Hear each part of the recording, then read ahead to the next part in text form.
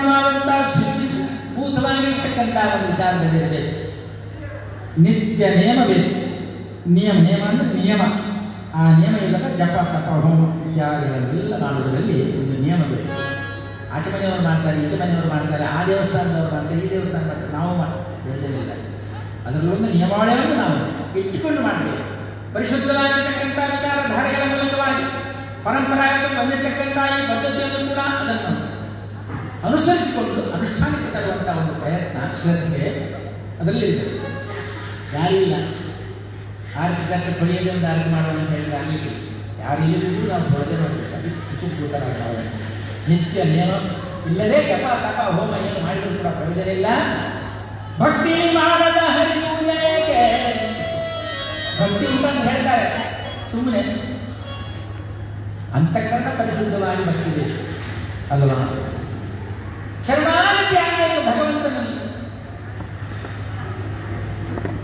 ಅರ್ಪಣಾ ಮನೋಭಾವನೆ ಭಕ್ತಿ ಬೇಕು ನಮ್ಮಲ್ಲಿ. ಅದಿಲ್ಲದೆ ಎಲ್ಲೋ ಮನಸ್ಸಿಟ್ಟು ಅಂತಃಕರಣ ಶುದ್ಧಿ ಇಲ್ಲದೆ ಮಾಡತಕ್ಕಂಥ ದೇವಸ್ಥಾನ ದರ್ಶನ ಅಥವಾ ಭಕ್ತಿಯಲ್ಲಿ ಪ್ರಯೋಜನ ಇಲ್ಲ. ಎಷ್ಟೋ ಮಂದಿ ಇದ್ದಾರೆ, ಹೀಗೆ ಕೈ ಮುಗಿದುಕೊಂಡು ಸ್ವಾಮಿ ದೇವರನ್ನು ಒಳ್ಳೆದು ಮಾಡಿ ಅಂತೇಳಿ ಪ್ರಾರ್ಥನೆ ಮಾಡ್ತಾರೆ ಗರ್ಭಗುಡಿಯಲ್ಲಿ. ಮತ್ತೆ ಅವನ ಮನಸ್ಸಲ್ಲಿ ಉಂಟು ಹೊರಗಡೆ ಹೊಸ ಚಪ್ಪಲಿ ತಂದದ್ದು ಅಲ್ಲಿ ಯಾರು ಕೊಟ್ಟು ಹೋಗ್ತಾರೆ ಅಂತಿಲ್ಲ, ಅದನ್ನೇ ಮನಸ್ಸಿನಲ್ಲಿ ಇಟ್ಟುಕೊಂಡು ಮತ್ತೆ ಧ್ಯಾನ ಮಾಡಿ. ಗಂಡ ಹೆಂಡತಿಗಳು ಬಂದಿದ್ದಾರಂತೆ ದೇವಸ್ಥಾನಕ್ಕೆ, ಬಹಳ ಕಾರ್ಮಿಕರ ದೇವಸ್ಥಾನ. ಒಂದು ಮಗುವನ್ನು ಹಿಡ್ಕೊಂಡು ಬಂದಿದ್ದಾರೆ. ಆಮೇಲೆ ಒಳಗಡೆ ಹೋಗುವಾಗ ಹೆಂಡತಿ ಹೇಳಿದಾರಂತೆ, ಬನ್ನಿ ಹೋಗುವ ಅಂತ. ನಾನು ಬರುವುದಿಲ್ಲ ಒಳಗೆ. ನೀನು ಒಬ್ಬಳು ಹೋಗುವ, ಹಣ ಬೇಕಾದ್ರೆ ಕೊಡ್ತೇನೆ ಅಂತ ಸೇವಂತ ನಿಮಗೆ ಮಾಡಲಿಕ್ಕೆ. ನೀವೇನು ಬರುವುದಿಲ್ಲ, ನಿನ್ನೆ ತಗೊಂಡದ್ದು 2,500 ಕೊಟ್ಟಿದ್ದೇನೆ ಹೊಸ ಶೂ. ಅದನ್ನು ತೆಗೆದು ಹೊರಗೆ ಕೊಟ್ಟಿದ್ದೇನೆ, ನಿಮಗೆ ಗೊತ್ತಿಲ್ಲ. ಯಾರಾದ್ರೂ ಕರ್ಕೊಂಡು ಹೋಗಿ ಮತ್ತೆ ಯಾರದಕ್ಕೆ ಗತಿ, ನೀನು ಹೋಗಿ ಬಾ, ನಾನಿಲ್ಲ ಅದನ್ನು ಕಾಯ್ತೇನೆ ಅಂತ. ಏನು ಇಂಥ ಒಂದು ಒಳ್ಳೆಯ ಕಾರ್ಮಿಕರ ಸತ್ಯದ ದೇವಸ್ಥಾನಕ್ಕೆ ನಾವು ಬಂದಿದ್ದೇವೆ. ಒಂದು ವೇಳೆ ನಾವು ಒಳಗಡೆ ಹೋಗಿ ತಿರುಗಾಡಿ ಬಂದು ನಿಮ್ಮ ಶೂ ಅಲ್ಲೇ ಇದ್ದರೆ ದೇವರ ಸತ್ಯ ಇರ್ತದೆ ಖಂಡಿತವಾಗಿ. ನೀವು ಹಾಗೆಲ್ಲ ಹೇಳಬಾರ್ದು. ನಿಮ್ಮ ಶೂ ಇದ್ದಲ್ಲೇ ಇದ್ದರೆ ಒಂದು 25 ರೂಪಾಯಿ ವಿಶೇಷ ಹರಕೆ ಡಬ್ಬಿಗೆ ಹಾಕೊಂಡು ಬನ್ನಿ ಒಳಗೆ. ಬಾರದಿರುವುದಲ್ಲ ಅಂತೇಳಿ ಒತ್ತಾಯ ಮಾಡಿ ಗಂಡ ಕರ್ಕೊಂಡು ಗಂಡ ಹೇಳ್ತಾನೆ, ಹೆಚ್ಚು ಕಡಿಮೆ ಆದರೆ ನೀನೇ ಜವಾಬ್ದಾರಿ. ಒಳಗಡೆ ಹೋಗುದು. ಇಡೀ ದೇವಸ್ಥಾನ ಸುತ್ತು ಬರುವಾಗ 1 ಗಂಟೆ ಆಯಿತು. ಪ್ರಧಾನ ಗರ್ಭಗುಡಿಯಲ್ಲಿ ಒಂದು ದೇವರಿದ್ದಾರೆ. ಮತ್ತು ಸುತ್ತು ಬರುವ ಕೆಲವು ಸಣ್ಣ ಸಣ್ಣ ದೇವರು, ಅಂದರೆ ದೇವರು ಸಣ್ಣ ಬರೋಲ್ಲ, ಸಣ್ಣ ಸಣ್ಣ ಗುಡಿಗಳ ಕೆಲವು ಆ ರೀತಿಯಲ್ಲಿ ಇಡೀ ಸುತ್ತು ಬರುವಾಗ 1 ಗಂಟೆ ಆಯಿತು. ಹೆಬ್ಬಾಗಿಲಲ್ಲಿ ಒಂದು ಕೂತಿದ್ದಾಳೆ ಮಾಡಲಿ, ಮಗುವನ್ನು ಹಿಡ್ಕೊಂಡು ಪ್ರಸಾದವನ್ನು ಆಚೀಚೆ ಹಂಚುತ್ತಾ ಇದ್ದಾರೆ. ಆ ಗಂಟ ಈ ಗಂಟ ಆ ಪ್ರಸಾದ ಈ ಪ್ರಸಾದ. ಇವ ಸೀದ ಹೊರಗೆ ಬಂದಿದ್ದಾನೆ. ಯಾಕೆ ಇಲ್ಲಿ ಅವನ ತೆಗಿದ್ದಾನೆ 2,500 ರೂಪಾಯಿ ಶೂ. ಅದು ಉಂಟ ಇಲ್ಲವನ್ನು ನೋಡಿ ಬರ್ತಾನೆ, ಅಲ್ಲೇ ಉಂಟು ಶೂ. ಅವನು ಸಂತೋಷ ಆಯಿತು. ನನ್ನ ಹೆಂಡತಿ ಹೇಳಿದ ಸತ್ಯ ಆಯಿತು, ಕಾರ್ಮಿಕರ ದೇವರು ಸತ್ಯದ ದೇವರು ನಡಿ ಮಾರಾಯ್ತು ಹೇಳೆ. ನೀನು ಹೇಳಿದಾಗ ನೀವು ಯಾರು ಮುಟ್ಲಿಲ್ಲ, ಹಾಗೇ ಉಂಟು ಅಂತ ಹೇಳಿದಾಗ ಹೆಂಡತಿ ಹೇಳ್ತಾರೆ, ಒಳಗಡೆ ಹೋಗುವಾಗ ಹೇಳಿದ್ದು ನೆನಪುತ್ತ 25 ರೂಪಾಯಿ ವಿಶೇಷ ಹರಕೆ ಡಬ್ಬಿಗೆ ಹಾಕಿ ಬನ್ನಿ ಅಂತ ಹೇಳಿ. ಹಾಗೆ ಕಿಸೆಯಲ್ಲಿ ತೆಗೆದು 25 ರೂಪಾಯಿ ಡಬ್ಬಿಗೆ ಹಾಕಿ ಹೊರಗೆ ಬರುವಾಗ ಶೂ ಇಲ್ಲ. ಬೇಕಾದ ಕಳ್ಳರಿಗೆ 1 ನಿಮಿಷ ಸಾಕಿದೆ. ಯಾಕೆ ಹೀಗೆ ಆಗಿದೆ ನಿದರ್ಶನ ಅಂದರೆ ಅವನ ಮನಸ್ಸು ಚಂಚಲ. ಹಾಗಾಗಿ ವಿಶೇಷವಾಗಿ ಪರಿಶುದ್ಧವಾದಂಥ ಏಕಾಗ್ರ ಚಿತ್ತದಿಂದ ನಾವು ಪ್ರಾರ್ಥನೆ ಮಾಡಿದಾಗ ದೇವರು ನಮಗೆ ಅನುಭವಿಸ್ತಾರೆ, ನಮ್ಮ ಕಷ್ಟಗಳನ್ನು ಪರಿಹಾರ ಮಾಡ್ತಾರೆ. ಅದಕ್ಕೆ ಹೇಳಿದ್ದಾರೆ, ಎಲ್ಲೆಲ್ಲೋ ಮನಸ್ಸುಗಳನ್ನಿಟ್ಟು ಏನೋ ಆಡಂಬರಕ್ಕಾಗಿ ದೇವಸ್ಥಾನದಲ್ಲಿ ಭಕ್ತಿ ಆರಾಧನೆ ಇದನ್ನೆಲ್ಲ ಭಕ್ತಿ ಮಾಡದ ಹರಿ ಪೂಜೆಯದಕ್ಕೆ, ಭಕ್ತಿ ಮಾಡದ ಹರಿ ಪೂಜೆಗೆ ಉತ್ತಮವಿಲ್ಲದ ಸಭೆ ಉತ್ತಮವಿಲ್ಲ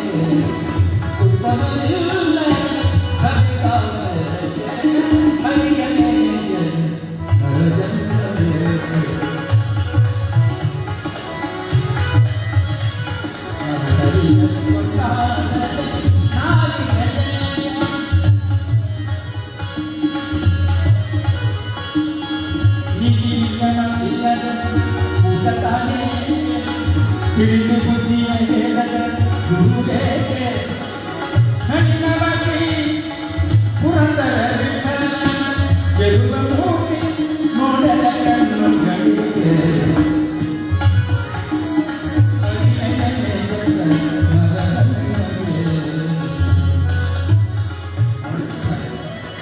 ಬೇಕಾದಷ್ಟು ನೀತಿ ಬೋಧನೆಗಳನ್ನು ದಾಸಾಗ್ರಹಗಳು ಸಂದೇಶವನ್ನು ಕೊಡ್ತಾರೆ. ಭಜನೆ ಹೇಳುವಾಗ ಅದರ ಅರ್ಥವನ್ನು ತಿಳಿದುಕೊಂಡು ನಾವು ಮಾಡಬೇಕಂತ.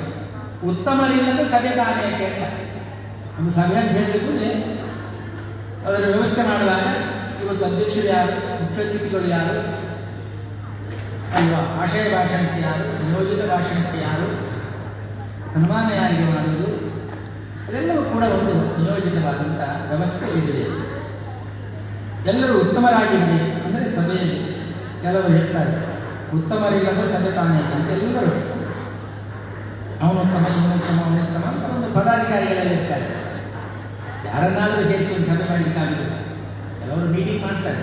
ಮೀಟಿಂಗ್ ಅಂತ ಹೇಳಿದರೆ ಬನ್ನಿ ನಾಳೆ ಮೀಟಿಂಗ್ ಒಂದು ಕೂತದಲ್ಲ, ನೀವು ಬರಲೇಬೇಕು, ನೀವು ಇಲ್ಲದೆ ಸಾಧ್ಯವಿಲ್ಲ ಅಂತ, ನೀವು ಸಹ ಬರಬೇಕು, ಅವ್ರು ಸಹ ಬರಬೇಕು, ಇವ್ರು ಸಹ ಬರಬೇಕು, ಅವ್ರಿಗೆ ಹೇಳಿ ಇವ್ರಿಗೆ ಹೇಳಿ ನೀವು ಬನ್ನಿ ಅವ್ರು ಬನ್ನಿ ಅಂತ ಹೇಳ್ತಾರೆ. ಮೀಟಿಂಗ್ ಮಾತ್ರ ಅವನು ಹೇಳಿದ್ದಾರೆ, ಅದು ಮೀಟಿಂಗ್ ಮಾತ್ರ ಅವನೇ ಹೇಳಿದಂತ ಯಾಕೆ ಬಂದರು. ಎಲ್ಲರ ಅಭಿಪ್ರಾಯವನ್ನು ಕ್ರೋಢೀಕರಿಸಿ ತೀರ್ಮಾನ ಮಾಡಬೇಕು. ನೀತಿ ನಿಯಮವಿಲ್ಲದ ಕೂಟ ಅದು ಪ್ರಯೋಜನ ಇಲ್ಲ. ಹಾಗೆ ಯಾರಿಗಾದರೂ ಅರಿತವರು ಗುರು ಸಮಾನನಾದವರು ಅರಿಯದವರಿಗೆ ಏನಾದರೂ ಹೇಳಬಹುದು ಅಲ್ವಾ. ತಿಳಿದವರು ಅರಿಯದವರಿಗೆ ಏನಾದರೂ ಹೇಳಬೇಕು. ಗುರುಗಳಂತ ಹೇಳಿದ ಕೂಡಲೇ ಮನೆಯ ಮೊದಲ ಪಾಠಶಾಲೆ ಜನನಿ ತಾನೇ ಮೊದಲ ಗುರು ಅಲ್ವಾ. ಜನನಿಯಿಂದ ಪಾಠ ಕಲಿತು ಜನರು ಧನ್ಯರು ಅಂತ ಹೇಳ್ತೇವೆ ನಾವು. ಆದರೆ ಅಲ್ಲಿಂದ ನಾವು ಶಿಕ್ಷಣಕ್ಕೆ ಹೋಗ್ತೇವೆ. ಆ ಗುರುಮಠದಲ್ಲಿ ಅಥವಾ ಶಾಲೆಯಲ್ಲಿ ಕಲಿಸುವಂತಹ ಗುರುಗಳು ಮಾತ್ರ ಗುರುಗಳಲ್ಲ. ಸಮಾಜದಲ್ಲಿ ಹಿರಿಯರು, ಬುದ್ಧಿವಂತರು, ಅರಿತವರು, ತಿಳಿದವರು, ಪ್ರಾಜ್ಞರು ಇದ್ದರೆ ಅವರೇನಾದರೂ ತಿಳುವಳಿಕೆಯನ್ನು ಕೊಟ್ಟರೆ ಅವರ ಗುರುತನವನ್ನು ನಾವು ಉಪಯೋಗಿಸಿಕೊಳ್ಳಬೇಕು ಅಲ್ವಾ. ತಿಳಿದು ಬುದ್ಧಿಯ ಹೇಳದ ಗುರುವಿದ್ರೂ ಪ್ರಯೋಜನ ಇಲ್ಲ. ಕೆಲವರು ತಿಳಿದವರು ಸುಮ್ಮನೆ ಕೂತ್ಕೊಳ್ತಾರೆ. ಏನಾದರೂ ಅನ್ಯಾಯ ಅಂತ ಇರುವ ನಮಗೆ ಯಾಕೆ ಸುಮ್ಮನೆ ಬೇರೆ ಕೆಲಸ ಅವರ ಕೆಲಸ ಹೇಳಬೇಕು ಅದಲ್ಲ. ಏನಾದರೂ ತಪ್ಪು ಹೇಳಿದ್ರು ಈಗಿನ ಕಾಲದಲ್ಲಿ ಸ್ವಲ್ಪ ಸುಮ್ಮನೆ ಕೂತ್ಕೊಳ್ಳೋದು ಒಳ್ಳೆಯದು. ಅದನ್ನು ಅರ್ಥ ಆಗ್ತದೆ. ಹಾಗಾಗಿ ತಿಳಿದು ಬುದ್ಧಿಯ ಹೇಳದ ಗುರುವಿದ್ರೂ ಪ್ರಯೋಜನ ಇಲ್ಲ. ಆ ಗುರುತನವನ್ನು ನಾವು ಉಪಯೋಗಿಸಿಕೊಳ್ತೇವೆ. ಕೆಲವರಿಗೆ ತುಂಬ ವಿಷಯ ಗೊತ್ತುಂಟು, ಕೆಲವರಿಗೆ ತುಂಬ ವಿಷಯ ಗೊತ್ತುಂಟಂತ ಗೊತ್ತಿಲ್ಲ. ಇನ್ನು ಕೆಲವರಿಗೆ ಏನೂ ಗೊತ್ತಿಲ್ಲ ಅಂತ ಗೊತ್ತಿಲ್ಲ. ನೋಡಿ ಅದಕ್ಕೆ ಮಾಡಿ ತುಂಬ ವಿಷಯ ಗೊತ್ತಿದ್ದವನಿಗೆ ಗೊತ್ತುಂಟಂತ ಗೊತ್ತಿರಬೇಕು. ಆವಾಗ 4 ಜನಕ್ಕೆ ಪ್ರಯೋಜನ ಇರ್ತದೆ. ಏನೋ ಗೊತ್ತಿಲ್ಲದವನಿಗೆ ಗೊತ್ತಿಲ್ಲ ಅಂತ ಗೊತ್ತಿರಬೇಕು. ಇಲ್ಲದ್ರೆ ಅವ್ನು ಮತ್ತೆ ಇಟ್ಕೊಂಡಾಗಿ ಪ್ರಶ್ನೆ ಮಾಡಿ ಅಲ್ಲಿ ಹಾಗೆ ಮಾಡ ಸುಮ್ಮನೆ ಅದು ಗೊತ್ತಿರಬೇಕು ಅಲ್ವಾ. ಏನೋ ಗೊತ್ತಿಲ್ಲದವನಿಗೆ ಗೊತ್ತಿಲ್ಲ ಅಂತ ಗೊತ್ತಿರಬೇಕು. ಆವಾಗ ಉಳಿದವರು ಸ್ವಲ್ಪ ಸಮಾಧಾನ ಆಗ್ತದೆ, ಅವನಿಗೆ ಏನು ತೊಂದರೆ ಆಗುವುದಿಲ್ಲ ಅಂತ ಅದರ. ಹಾಗಾಗಿ ನಳಿನನಾಭ ಶ್ರೀ ಪುರಂದರ ವಿಠಲನ ಚೆಲುವ ಮೂರ್ತಿ ನೋಡದ ಕಣ್ಣುಗಳು ಇದ್ದು ಏನು ಪ್ರಯೋಜನ ಇಲ್ಲ. ಭಗವಂತನ ಮಹಿಮೆಯನ್ನು ಅರ್ಥ ಮಾಡಿಕೊಳ್ಳುವಂತಹ ರೀತಿಗೆ ಭಕ್ತ ಪ್ರಹ್ಲಾದ ಎಂತಕ್ಕಂಥ ಒಂದು ಕಥೆಯನ್ನು ನಾವು ಗಮನಕ್ಕಾಗಿ ತಗೊಳ್ಬೋದು. ಅಂತಹ ಕಥೆಗಳು ತುಂಬ ಇದೆ. ಹರಿಭಕ್ತಿಯ ಮಹಿಮೆ ಏನು ಎಂಬುದನ್ನು ನಾವು ತಿಳ್ಕೊಳ್ಳಿಕ್ಕೆ ಬೇಕಾಗಿದೆ. ಹಾಗೆ ಇವತ್ತು ವಿಶೇಷವಾಗಿ ತುಳಸಿ ಪೂಜೆಯ ದಿನ ಅಲ್ವಾ. ಉತ್ಥಾನ ದ್ವಾದಶಿ ಕಾರ್ತಿಕ ಮಾಸದಲ್ಲಿ ಬರುವಂಥದ್ದು. ಅಂತಹ ತುಳಸಿ ಪೂಜೆ ಪ್ರಸನ್ನ ಕಾಲದಲ್ಲಿ ನೀವೆಲ್ಲ ಬಂದಿದ್ದೀರಿ ಅಲ್ವಾ. ಹಾಗಾಗಿ ಸ್ವಲ್ಪ ಜನ ಕಡಿಮೆ ಆಗ್ತೇನೆ. ತುಳಸಿ ಪೂಜೆ ಉಂಟು. ಕೆಲವರಿಗೆ ದ್ವಾದಶಿ ಬೆಳಿಗ್ಗೆ ಆಗಿ ಹೋಗಿದೆ, ಇನ್ನು ಕೆಲವರಿಗೆ ರಾತ್ರಿ ಉಪಾಯ ಎಲ್ಲ ಏನು ಮಾಡೋದು. ಇಲ್ಲ ಬೆಳಿಗ್ಗೆ ಎಲ್ಲ ಪಟಾಕಿ ಸುಟ್ಟರೆ ಅದರ ದುರ್ಸುಮನ್ನ ಇದೆಲ್ಲ ಕಾಣುವುದಿಲ್ಲ ಅಲ್ವಾ, ನೆಲಚಕ್ರ ಅದೆಲ್ಲ. ಹಾಗಾಗಿ ರಾತ್ರಿ ಬಿಡಬೇಕಾಗತ್ತಲ್ವ. ಅಂತಹ ಪಟಾಕಿಗಳನ್ನು ರಾತ್ರಿ ಬಿಡುವುದರಿಂದ ಅದನ್ನು ತಿಲಕವಾಗಿ ಕಾಣ್ತದೆ ಅಂತ ರೀತಿಯಲ್ಲಿ ಅದು ಉತ್ಥಾನ ದ್ವಾದಶಿಯ ದಿನ ಆದ್ದರಿಂದ ರಾತ್ರಿ ಆದರೂ ಕಾಲ ಇಲ್ಲದಿದ್ದರೂ ಅದನ್ನು ಮಾಡ್ತಾರೆ. ಹಾಗೆ ಈ ತುಳಸಿ ಪೂಜೆಯ ವಿಶೇಷವಾಗಿರತಕ್ಕಂಥ ಈ ದಿನದಲ್ಲಿ ನೀವೆಲ್ಲ ಬಂದಿದ್ದೀರ. ಮನೆಯಲ್ಲಿ ನೀವೆಲ್ಲರೂ ಕೂಡ ಒಂದು ಅಂಗಳದಲ್ಲಿ ತುಳಸಿ ಕಟ್ಟೆ ಇಲ್ಲದವರ ಮನೆ ಉಂಟ ಇಲ್ಲ ಅಲ್ವಾ. ಬೃಂದಾವನ ಕಟ್ಟೆ, ವೆಂಕಟರಮಣನ ಕಟ್ಟೆ ಅಲ್ವಾ. ಅಲ್ಲಿ ಮಹಾಲಕ್ಷ್ಮಿಯಾಗಿ ತುಳಸಿ ಇರ್ತಾರೆ. ಒಂದು ನಂಬಿಕೆ, ಒಂದು ಆರಾಧನೆ. ಇವತ್ತು ತುಳಸಿ ಕಟ್ಟೆಯಲ್ಲಿ ಮಾತ್ರ ನಾವು ತುಳಸಿಯನ್ನು ನೆಡುವುದಲ್ಲ. ಯಾಕೆ ನಮ್ಮ ಮನೆಯ ಹೂವಿನ ಗಿಡಗಳುಂಟಲ್ಲ ಆಚೀಚೆ, ಅದರ ಮಧ್ಯದಲ್ಲೂ ಕೂಡ ಒಂದೊಂದು ತುಳಸಿ ನೆಟ್ಟು ಬೆಳೆಸಿ. ಯಾಕಂತ ಹೇಳಿದ್ರೆ ಅದು ಆಯುರ್ವೇದದ ಒಂದು ಬಹಳ ಬಹಳ ಪ್ರಾಮುಖ್ಯವಾಗಿರ್ತಕ್ಕಂಥ ಪ್ರಭಾವಶಾಲಿಯಾಗಿರ್ತಕ್ಕಂಥ ಒಂದು ಸಸ್ಯ. ಅಂತ ಮದ್ದನ್ನು ನಾವೆಲ್ಲ ಈ ಕೊರೋನಾ ಎಂಬ ಮಹಾರೋಗದ ಈ ಸಂದರ್ಭದಲ್ಲಿ ಎಲ್ಲ ನೆನಪಾಗಿದೆ ನಮಗೆ. ನೆಲ್ಲಿ ಎಲ್ಲಿದೆ, ಆಮೇಲೆ ನೆಲನೆಲ್ಲಿ ಎಲ್ಲಿದೆ, ಆಮೇಲೆ ಆ ಬೇರು ಎಲ್ಲಿದೆ, ಈ ಬೇರು ಎಲ್ಲಿದೆ. ಅದೇ ರೀತಿಯಲ್ಲಿ ವಿಶೇಷವಾಗಿರ್ತಕ್ಕಂಥ ತುಳಸಿ, ಸಂಬಾರ ಬಳ್ಳಿ, ಪಂಚಪತ್ರ ಇದೆಲ್ಲ ಎಲ್ಲಿದೆ ಎಂಬುದನ್ನು ನಾವು ಹುಡುಕುತ್ತಾ ಇದ್ದೇವೆ. ಲಕ್ಷ್ಮೀ ರಮಣ ಗೋವಿಂದ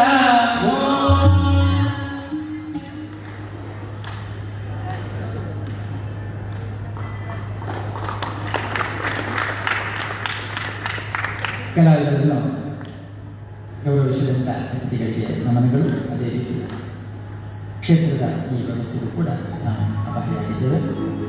ಇಂತಹ ವಿಶೇಷವಾಗಿರ್ತಕ್ಕಂಥ ಈ ವಿಚಾರಧಾರೆಗಳನ್ನೆಲ್ಲ ನಾವು ಅರಿತುಕೊಂಡು ಮುಂದೆ ಹೋಗಬೇಕು. ನಮ್ಮ ಪರಂಪರೆಯನ್ನು ನಾವು ಹೇಗೆ ಕಾಪಾಡಿಕೊಂಡು ಬಂದಿದ್ದೇವೆ. ತುಳಸಿ ಪೂಜೆಯಿಂದ ನಾವು ಪೂಜೆ ಮಾಡ್ತೇವೆ. ತುಳಸಿ ಅಂತ ಹೇಳಿದ್ರೆ ಒಂದು ಗಿಡಮೂಲಿಕೆ ವಸ್ತು ಅಲ್ವಾ. ಬೆಳಿಗ್ಗೆ ಎದ್ದು ಒಬ್ಬಳು ಗೃಹಿಣಿ ಆದವಳು ಅದಕ್ಕೊಂದು ನೀರನ್ನು ಹೊಯ್ದು 3 ಸುತ್ತು 5 ಸುತ್ತು ಬರಬೇಕಂತೆ. ಯಾಕೆ ಬರಬೇಕು? ಆಯುರ್ವೇದ ತುಳಸಿ ಗಿಡ ಒಂದಲ್ಲ, 10 ಮನೆ ಹತ್ತಿರ ಇದ್ದರೆ ಅದರ ಗಾಳಿ ಬೀಸುವಿಕೆಯಿಂದ ರೋಗ ನಿರೋಧಕ ಶಕ್ತಿ ಇದೆ ಅದರಲ್ಲಿ. ಇದು ಗಮನ, ಇದು ಯಾವುದು ವೈಜ್ಞಾನಿಕ ವಿಷಯ. ಆಮೇಲೆ ಆರಾಧನಾ ರೂಪದಲ್ಲಿ ಅದು ಮಹಾಲಕ್ಷ್ಮಿ ಎನ್ನುವುದು ಪ್ರಾರ್ಥನೆ ಅಲ್ವಾ. ಈ ರೀತಿಯಲ್ಲಿ ನಾವು ಅದನ್ನು ತಗೊಂಡ್ಕೊಳ್ಬೇಕು. ಎರಡು ರೀತಿಯಲ್ಲಿ ಪ್ರಯೋಜನ ಬರಬೇಕು ನಮಗೆ. ಹೆಚ್ಚಾಗಿ ಗೃಹಿಣಿಯೇ ಬರಬೇಕು. ಯಾಕೆ? ಈ ರೋಗ ನಿರೋಧಕ ಶಕ್ತಿಯ ಗಾಳಿಯನ್ನು ಹೆಂಗಸರು ಯಾಕೆ ತಗೊಳ್ಬೇಕಂತ ಹೇಳಿದ್ರೆ, ಯಾವಾಗಲೂ ಆಲೋಚನೆ ಮಾಡಿ, ನಿನ್ನೆ ಉಳಿದ ಪದಾರ್ಥವನ್ನು ತಿನ್ನುವವಳು ಮನೆಯ ಗೃಹಿಣಿ, ಮಕ್ಕಳ ತಾಯಿ, ಯಜಮಾನನ ಹೆಂಡತಿ ಅಲ್ವಾ. ಅದನ್ನು ಯಜಮಾನನಿಗೆ ಹಾಕುವುದಿಲ್ಲ ಅವರು, ನಿನ್ನೆ ಉಳಿದ ಸ್ವಲ್ಪ ಉಂಟಂತ. ಅವರಿಗೆಲ್ಲ ಹೊಸ ಅಡಿಗೆಯನ್ನು ಮಾಡಿ ಸ್ವಲ್ಪ ಉಳಿದಿದ್ರೆ ಅವಳೇ ತಿಂತಾಳೆ. ಆಮೇಲೆ ಹಸಿರೇ ತಿಂತಾಳೆ, ಬಟ್ಟೆ ಒಗಿತಾಳೆ. ಹೇಳಿದ್ರು ಕೂಡ ವಾಷಿಂಗ್ ಮಿಷಿನ್ ಹಾಕಿದ್ರು ಕೂಡ ಏನಾದರೂ ಕೈಯಿಂದ ಮಾಡೋ ಕೆಲಸ ಇರ್ತದೆ. ಹಾಗಾಗಿ ಆ ಯಾವುದೇ ರೀತಿಯ ತರಕಾರಿ ಹೆಚ್ಚುವಂತಿರ್ಬೋದು, ಮುಸರಿ ತಿನ್ನುವಂತಿರ್ಬೋದು, ಇದೆಲ್ಲ ತಿಂದರೂ ಕೂಡ ರೋಗ ಬೇಗ ಆವರಿಸ್ತದೆ ಅಲ್ವಾ. ಯಾರಿಗೆ? ಮಹಿಳೆಯರಿಗೆ, ಗೃಹಿಣಿಯರಿಗೆ. ಹಾಗಾಗಿ ಈ ರೋಗ ನಿರೋಧಕ ಶಕ್ತಿಯನ್ನು ಅವರು ಜಾಸ್ತಿ ಪಡ್ಕೊಳ್ಬೇಕಾಗಿದೆ. ಅದರಲ್ಲಿ ಒಂದು ಪದ್ಧತಿ ನಮ್ಮ ಹಿರಿ ಪರಂಪರೆ ಮಾಡಿದ್ದು, ಗೃಹಿಣಿಯಾದವರು ಬೆಳಗ್ಗೆ ಎದ್ದ ಕೂಡಲೇ ತುಳಸಿ ಕಟ್ಟೆಗೆ ಸುತ್ತು ಬರಬೇಕು. ರೋಗ ನಿರೋಧಕ ಶಕ್ತಿ ಇರುವಂತಹ ಆ ಗಾಳಿಯನ್ನು ತಗೊಳ್ಬೇಕು, ಎಲ್ಲ ರೋಗಿಯನ್ನು ವಾಸ ಮಾಡಿಕೊಳ್ಳಬೇಕು ಅಂತ. ಅವಳಿಗೆ ಗೊತ್ತಿಲ್ಲ ಯಾವಾಗ ಯಾವ ರೋಗ ಆಗ್ತದಂತ. ಆ ರೀತಿಯಲ್ಲಿ ಅವರು ಮನೆಯಲ್ಲಿ ಒದ್ದಾಡ್ತಾ ಇರ್ತಾರೆ ಅಲ್ವಾ. ಅದನ್ನು ಗಮನಿಸಬೇಕಂತ ನಾವು. ಈ ರೀತಿಯಲ್ಲಿ ಕೆಲವೊಂದು ವಿಚಾರಗಳನ್ನು ಗೊತ್ತಿಲ್ಲ. ಏನಂತ ಹೇಳಿದ್ರೆ ತುಳಸಿ ಪೂಜೆ ತುಳಸಿ ಪೂಜೆ ತುಳಸಿ ಪೂಜೆ ಅಂತೇಳಿ ಆಚೆ ಮನೆಯವರು ಆಚೆ ಅಂಗಡಿಯಲ್ಲಿ ಹೋದಾಗ ಒಂದು ತುಳಸಿ ಇವತ್ತು ಪೂಜೆ ಉಂಟು, ಹಣ್ಣು ಪಲ್ ಕೊಡಿ, ಹೂ ಕೊಡಿ, ಅದು ಕೊಡಿ, ಇದು ಕೊಡಿ ಅಂತ. ಅದರಿಂದ ಅದೇ ನೆಲ್ಲಿಕಾಯಿ ಒಂದು ಗಿಡ ಅದರ ಬಳ್ಳಿ ಎಲ್ಲ ಮಾಡ್ತಾ ಇರ್ತಾರೆ. ಅದನ್ನು ಮಾಡ್ತಾ ಇರುವಾಗ ಅದು ಕೊಡಿ ನನಗೆ ಅಂತ. ಯಾಕೆ ತಗೊಂಡ್ರಿ ನೆಲ್ಲಿಕಾಯಿ, ಆ ಗೆಲ್ಲು ಅಂತ ಹೇಳುವಾಗ ಅದು ಆಚೆ ಮನೆಯವರು ತಗೊಂಡ್ರು, ಅದಕ್ಕೆ ನಾನು ತಗೊಂಡೆ. ಆಚೆ ಮನೆಯವರು ತಗೊಂಡ್ರೆ ನಾನು ಕೂಡ ನೆಲ್ಲಿಕಾಯಿ ತಗೊಂಡಿಲ್ಲ, ಯಾಕಂತ ಗೊತ್ತಿರಬೇಕು ಅಲ್ವಾ. ಹಾಗಾಗಿ ವಿಶೇಷವಾಗಿ ನಮ್ಮಲ್ಲಿರುವಂತಹ ಯಾವುದೇ ಸಸ್ಯಜೀವಿಗಳಲ್ಲಿ ಶ್ರೇಷ್ಠವಾಗಿರ್ತಕ್ಕಂಥದ್ದು ಒಂದು ನೆಲ್ಲಿಕಾಯಿ. ಆ ಮರವು ಕೂಡ ಅಷ್ಟೇ ಪ್ರಾಮುಖ್ಯವಾದದ್ದು. ಆರೋಗ್ಯಪೂರ್ಣವಾಗಿರ್ತಕ್ಕಂಥ ಆ ನೆಲ್ಲಿಕಾಯಿಯಲ್ಲಿ ವಿಟಮಿನ್ಗಳು ತುಂಬಿದ್ದು, ಅದರಲ್ಲಿ ಕೂಡ ರೋಗ ನಿರೋಧಕ ಶಕ್ತಿ ಇದೆ. ಅದರ ಜೊತೆಗೆ ತುಳಸಿಯೊಟ್ಟಿಗೆ ಯಾಕೆ ಇರ್ತಾರೆ ಅಂತ ಹೇಳಿದ್ರೆ, ಈ ನೆಲ್ಲಿಕಾಯಿ ವೃಕ್ಷ ದಾಮೋದರ ಅಂದರೆ ಶ್ರೀಮನ್ನಾರಾಯಣನ ಸಂಕೇತವಾಗಿ ಇವತ್ತು ತುಳಸಿ ಪೂಜೆಯ ದಿವಸ ತುಳಸಿ ದೇವಿ ಮದುವೆ ಕಲ್ಯಾಣ ದಿವಸ ಅಂತ ಇದೆ. ಹಾಗಾಗಿ ಕಲ್ಯಾಣ ದಿವಸವಾದ್ದರಿಂದ ಆ ನೆಲ್ಲಿಕಾಯಿಯ ಒಂದು ವೃಕ್ಷಕ್ಕೆ ಸಂಬಂಧಪಟ್ಟಂತಹದ್ದು ಪತಿಯೋಪಾದಿಯಲ್ಲಿ ಶ್ರೀಮನ್ನಾರಾಯಣನ ದಾಮೋದರೋಪಾದಿಯಲ್ಲಿ ಇದ್ದುಕೊಂಡು ಮಹಾಲಕ್ಷ್ಮಿಯಾಗಿ ಆ ತುಳಸಿ ಹತ್ತಿರದಲ್ಲಿ ಇದ್ದುಕೊಂಡು ಕಲ್ಯಾಣ ಮಾಡುವಂತಹ ಪೂಜಾ ವಿಧಿವಿಧಾನಗಳನ್ನು ಯಾರು ಮಾಡುವುದು? ನಾವು ಮನೆಯವರು ಅಲ್ವಾ.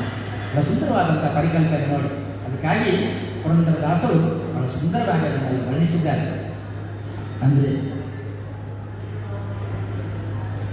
ತುಳಸಿಯ ವನದಲ್ಲಿ ಹರಿಯುವುದೆಂಬುದ ಸ್ತುತಿ ಸಾರುತ್ತಿದೆ.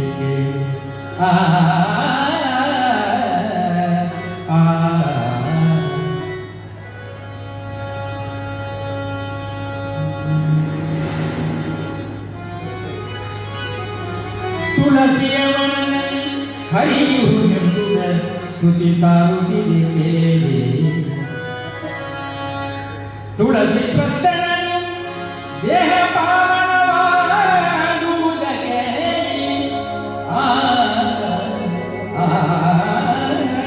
ತುಳಸಿ ಸ್ಪರ್ಶನನು ದೇಹ ಪಾವನವಾಗುವುದು ಕೇಳಿ ದೇಹ ಪಾವನವಾಗುವುದು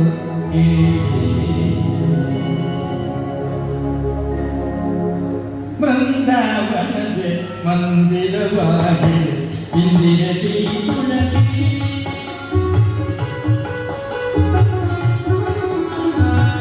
ಬೃಂದಾವನವೇ ಮಂದಿರವಾಗಿ ಇಂದಿರ ಶ್ರೀ ತುಳಸಿ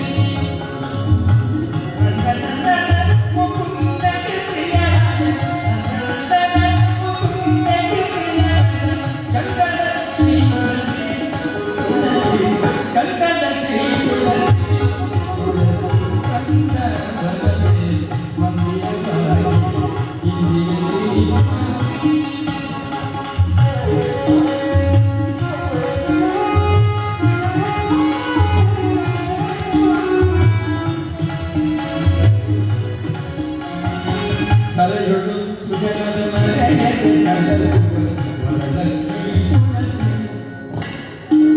ಪರಮಭಕ್ತರ ಪಾಪಗಳನ್ನೆಲ್ಲ ಕರಿ ಪಾವನಗಳನ್ನು ತುಳಸಿ ಶ್ರೀಯಾಯ ಪುತ್ರಾದಿ ಸಂಪತ್ತುಗಳಲ್ಲಿ ಹರುಷವೀರರು ತುಳಸಿ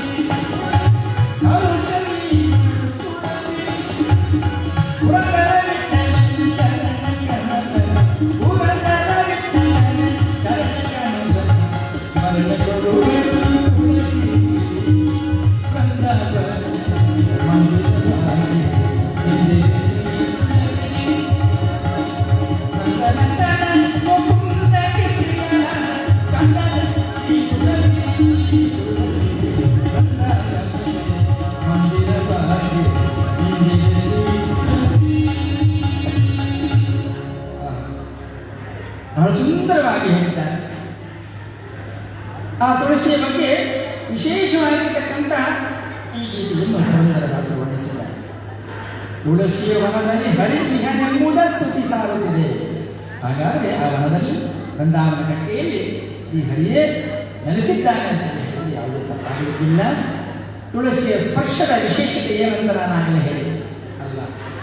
ತಲೆಯೊಳು ಸುಜನನ ಮನೆಯಲ್ಲಿ ಸಲಹುವ ವರಲಕ್ಷ್ಮೀ ತುಳಸಿಯಾಗಿ ಪರಮ ಭಕ್ತರ ಪಾಪಗಳೆಲ್ಲವ ತಲೆದು ಪಾವನ ಗುಡಿಪಡು ತುಳಸಿ ಪೂಜೆ ಮಾಡಿದರೆ ಶ್ರೀವಂತಿಕೆ, ಆಯುಷ್ಯು, ಸಂತಾನ ಎಲ್ಲವನ್ನೂ ಕೊಡತಕ್ಕಂಥ ಈ ರೀತಿಯಲ್ಲಿ ಹರುಷವನ್ನು ಪಡೆತಕ್ಕಂಥ ಈ ತುಳಸಿ ಪೂಜೆ ಇವತ್ತು ಎಲ್ಲರೂ ಕೂಡ ಭಕ್ತಿಯಿಂದ ಮಾಡಿ ಕೃತಾರ್ಥರಾಗಬೇಕು ಅಂತ ತುಳಸಿ ಪೂಜೆಯ ಉತ್ಥಾನ ದ್ವಾದಶಿ ದಿನದಂದು ಪರ್ವಕಾಲದಲ್ಲಿ ವಾಸುಕಿ ಈ ಒಂದು ನಾಗರಾಜ ದೇವರಿಗೆ ವಿಶೇಷವಾಗಿ ಮಹಾ ಪ್ರತಿಷ್ಠಾ ಮಹೋತ್ಸವ ಆಗ್ತಾ ಇದೆ ಅಲ್ವಾ. ಒಂದು ಕಡೆಯಲ್ಲಿ ದೇವತಾ ಆರಾಧನೆ ನಡೀತಾ ಇದೆ, ನಾಳೆ ನಾಡಿದ್ದಿನವರೆಗೂ ಕೂಡ ಅಲ್ವಾ.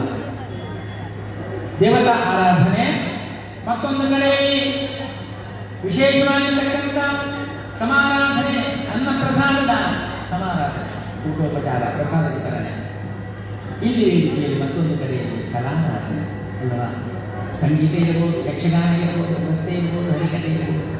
ಇಂತಹ ವಿಶೇಷವಾಗಿರ್ತಕ್ಕಂಥ ಕಲಾರಾಧನೆ, ದೇವತಾ ಆರಾಧನೆ, ಸಮಾರಾಧನೆ, ಕಲಾರಾಧನೆ, ಈ ಮೂರು ಆರಾಧನೆ ನಡೆದರೆ ಶ್ರೀ ಕೃಷ್ಣಾರ್ಪಣಮಸ್ತು ಅಂತೇಳಿ ಭಗವಂತನಿಗೆ ಅರ್ಪಣ ಮಾಡಬಹುದು ಸಲ್ತದೆ. ಆ ಕೆಲಸ ಇತಿಹಾಸ ಪ್ರಸಿದ್ಧ ಈ ಕುಟುಂಬ ಕ್ಷೇತ್ರದಲ್ಲಿ ನಡೀತಾ ಇದೆ. ಹಾಗಾಗಿ ಭಕ್ತಿಯಿಂದ ಭಕ್ತರು ಬಂದಿದ್ದಾರೆ, ಬಂದು ಎಲ್ಲ ದಿನಗಳಲ್ಲಿ ಭಾಗವಹಿಸ್ತಾರೆ. ಭಗವಂತನ ಕೃಪೆಗೆ ಪಾತ್ರರಾಗ್ತಾರೆ ನೀವೆಲ್ಲ. ನಾಗದೇವರ ಬಗ್ಗೆಯೂ ಕೂಡ ಅಷ್ಟೇ ಅಲ್ವಾ. ನಾಗದೇವರು ಪ್ರತ್ಯಕ್ಷ, ಕಲಿಯುಗದಲ್ಲಿ ಪ್ರತ್ಯಕ್ಷ ದೇವರು ಯಾರು? ಕಲಿಯುಗದಲ್ಲಿ ಮತ್ತೆ ಯಾವುದಿಲ್ಲ. ಪ್ರತ್ಯಕ್ಷ ದೇವರಂತೇಳಿದ್ರೆ ನಾಗದೇವರು.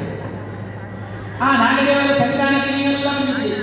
ಸರ್ವ ನಾಗದೋಷಗಳಿದ್ದರೂ ಪರಿಹಾರ ಮಾಡಬೇಕಂತ ನೀವು ಭಕ್ತಿಯಿಂದ ಪ್ರಾರ್ಥನೆ ಮಾಡಿದ್ದೀರ ಅಲ್ವಾ. ಹಾಗಾಗಿ ನಾಗದೇವರು ಯಾವುದೇ ರೀತಿಯ ತೊಂದರೆ ಮಾಡುವುದೇ ಇಲ್ಲ ಯಾವಾಗ ಯಾರಿಗೂ ಕೂಡ. ನಿಮ್ಮಿಂದ ಆದ ತೊಂದರೆಗೆ ನಾನು ನಿಮ್ಮಲ್ಲಿ ದೋಷವಾಗಲಿಲ್ಲ. ನಾಗದೇವರು ಅದು ಬಹಳ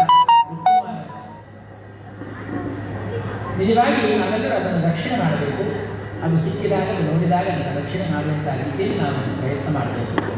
ಅದಕ್ಕೆ ನೋವಾದಾಗ ಮನುಷ್ಯರು ಕೂಡ ಅವನು ನೋವಾಗಿ ನೋಡ್ತಾರೆ, ಇನ್ನೊಂದು ನೋವು ಮಾಡ್ತಾನೆ. ಹಾಗೆ ನೋವಾದಾಗ ನೋವು ಆಗದ ರೀತಿಯಲ್ಲಿ ನೋಡಬೇಕು. ಅಂತಹ ಭಕ್ತಿ ನಮ್ಮಲ್ಲಿ ಇರಬೇಕು. ವಿಶೇಷವಾದಂಥ ಪ್ರಕೃತಿ ದೇವತೆ, ಪ್ರಕೃತಿ ದೇವರು, ಪ್ರಕೃತಿಯಲ್ಲಿರ್ತಕ್ಕಂಥ ಭಗವಂತನನ್ನು ನಾವು ಒಂದು ಕಾಲದಲ್ಲಿ ಗಾಳಿ, ಆಕಾಶ, ನೀರು, ಭೂಮಿ, ಈ ರೀತಿಯಲ್ಲಿ ಅಗ್ನಿ ಅಂತಕ್ಕಂಥ ಈ ಪಂಚಭೂತಗಳನ್ನು ನಾವು ಆರಾಧನೆ ಮಾಡ್ತಾ ಇದ್ದೇವೆ. ಈ ಪಂಚಭೂತಗಳ ಆರಾಧನೆ ಅಂತ ಹೇಳಿದ್ರೆ ಅದೆಲ್ಲವೂ ಅದರ ಮಧ್ಯದಲ್ಲಿ ಬರುತ್ತೆ ಅಲ್ವಾ? ಈ ರೀತಿಯಲ್ಲಿ ಬರ್ತಕ್ಕಂಥ ಈ ಪ್ರಕೃತಿ ದೇವರಾಗಿರ್ತಕ್ಕಂಥ ನಾಗದೇವರು ಕೂಡ ನಿಮ್ಮನ್ನು ರಕ್ಷಣೆ ಮಾಡತಕ್ಕಂಥ ಇಲ್ಲಿ ಸಂತಾನ ಪ್ರಾಪ್ತಿಯಾಗಬೇಕು. ಅಲ್ಲಿ ನಾಗದೇವರು ನಿಂತಾಗ ವಿಶೇಷವಾಗಿರ್ತಕ್ಕಂಥ ಸಂತಾನ ಪ್ರಾಪ್ತಿ ಅಲ್ವಾ? ಆಮೇಲೆ ಎಲ್ಲಿ ನಿಮಗೆ ಆರೋಗ್ಯ ಸಂಪತ್ತು ಬೇಕು, ಅಲ್ಲಿ ನಿಮಗೆ ನಾಗದೇವರನ್ನು ಪ್ರಾರ್ಥನೆ ಮಾಡಿದಾಗ ಆರೋಗ್ಯ ಸಂಪತ್ತು ಸಿಗುತ್ತೆ. ವಿಶೇಷವಾಗಿ ಇನ್ನೂ ಕೂಡ ನಮಗೆ ಯಾವುದೇ ರೀತಿಯಲ್ಲಿ ಸಕಲ ಕಷ್ಟಗಳನ್ನು ಪಾರು ಮಾಡತಕ್ಕಂಥ ರೀತಿಯಲ್ಲಿ ಐಶ್ವರ್ಯ ಅಥವಾ ಸಂತಾನ, ಆರೋಗ್ಯ ಎಲ್ಲ ಭಕ್ತಿಗಳನ್ನು ಕಲಿಸತಕ್ಕಂಥ ಭಗವಂತ ನಾಗರಾಜದೇವರು. ಅಂತಹ ರೀತಿಯಲ್ಲಿ ಈ ಒಂದು ವಾಸುಕಿ ನಾಗರಾಜ ದೇವರ ಪುನಃ ಪ್ರತಿಷ್ಠೆಯನ್ನು ಮಾಡುವುದರ ಮೂಲಕ ನಾಗರ ಪಂಚಮಿ ಇರಬಹುದು, ಈ ನಾಗದೇವರ ಸೃಷ್ಟಿ ಸಂದರ್ಭ ಇರಬಹುದು. ಅದಲ್ಲದೆ ಅನೇಕ ಪರ್ವ ಕಾಲದಲ್ಲಿ ಇದು ಬಹಳ ವಿದ್ಯುಕ್ತವಾದಂಥ ಆರಾಧನೆ ಉತ್ಸವ ನಡೀತದೆ. ಭಕ್ತಿಯಿಂದ ಜಿಲ್ಲೆಯವರೆಲ್ಲ ನೀವು ಬರ್ತೀರಾ, ಒಂದು ಭಾಗವಹಿಸ್ತೀರಾ, ಪ್ರಸಾದವನ್ನು ಸ್ವೀಕರಿಸ್ತೀರಾ, ಖಂಡಿತವಾಗಿ ನಿಮಗೆ ಸರ್ವ ದೋಷಗಳಿಂದ ಪರಿಹಾರ ಆಗ್ತದೆ ಅನ್ನೋ ನಂಬಿಕೆ ಅಲ್ವಾ? ನಂಬಿಕೆ ಬಹಳ ಮುಖ್ಯ. ಒಟ್ಟಾರೆ ನಾವು ದೇವರಿಗೆ ನಾವು ಪ್ರಾರ್ಥನೆ ಮಾಡಬೇಕು, ಇದನ್ನೆಲ್ಲ ನಂಬಿಕೆ ಇಟ್ಕೊಂಡು ಮಾಡಬೇಕು. ಅದಕ್ಕೆ ಬಹಳ ವಿಶೇಷವಾಗಿ ನಾಗದೇವರನ್ನು ನಂಬಿಸುವುದರ ಮೂಲಕವಾಗಿ ಕಥಾಭಾಗದ ಪೂರ್ವರಂಗ ಪ್ರವೇಶ ಮಾಡುವುದು. ಲಕ್ಷ್ಮೀರಮಣ ನಾಗದೇವನ ಪ್ರೇಮ ಸ್ವರೂಪನ ನಿಗಮಾದ ಮನೋದರವೇ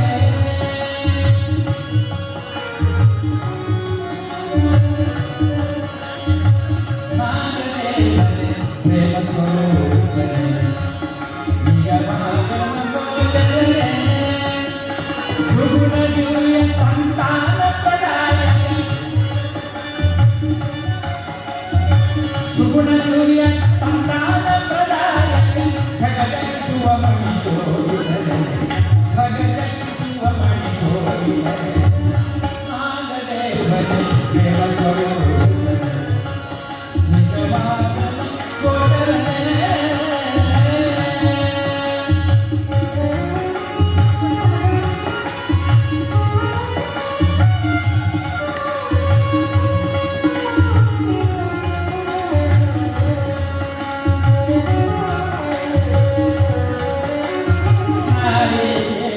ಕ್ಷೀರಾಭಿಷೇಕ ಸಾರ ಸಕಲ ಕ್ಷೀರಾಭಿಷೇಕ ಸಾರ ಸಕಲ ಅರಶಿನ ಸಂಪಿಗೆ ಸಿಂಗಾರ ಕೇಳಗೆ ವರ ಪುಷ್ಪಾರ್ಚನೆ ಸಮರ್ಪಣೆ ಅರಶಿನ ಸಂಪಿಗೆ ಸಿಂಗಾರ ಕೇಳಗೆ ವರ ಪುಷ್ಪಾರ್ಚನೆ ಸಮರ್ಪಣೆ ನಾಗದೇವನ ಪ್ರೇಮ ಸ್ವರೂಪನೆ